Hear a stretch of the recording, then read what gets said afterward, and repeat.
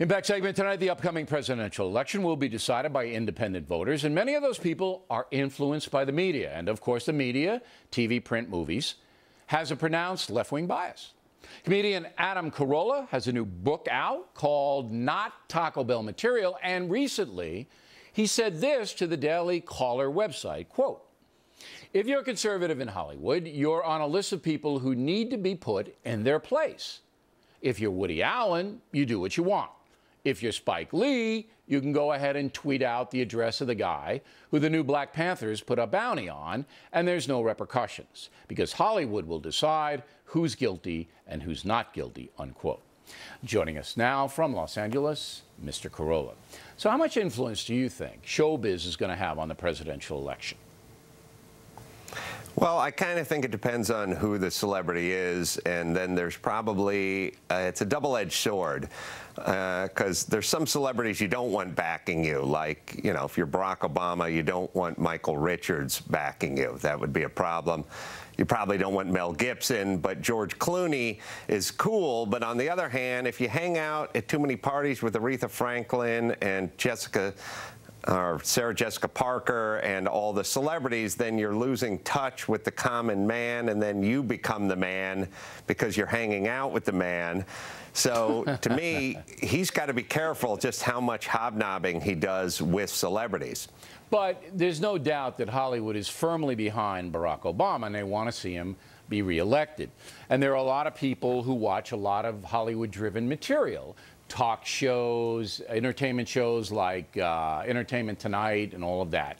And these kinds of programs are going to feature Barack Obama in a very positive light. Will that have any effect on the voting?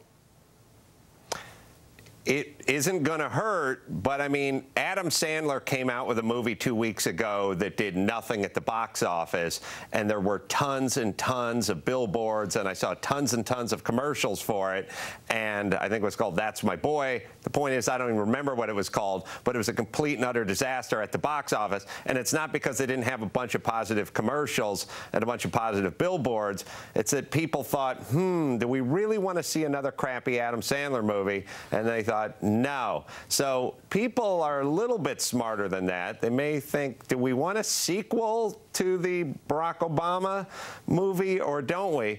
Bill, I had this interesting thought when I was driving in and thinking about the liberals in Hollywood and hipsters and how they all drive Priuses, right? Yep.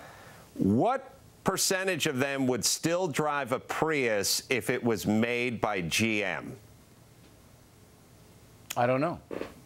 What percentage? Do you think it'd be quite a bit less? Do you think, so I don't know, because Toyota makes the Prius. What do you think, they like the Japanese?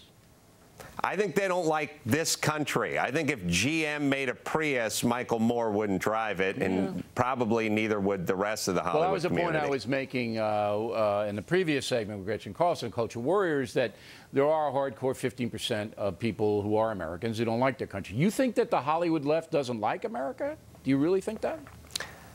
I don't. I think it's somewhere in between. Like, do you think Sean Penn loves this country? No, I do not.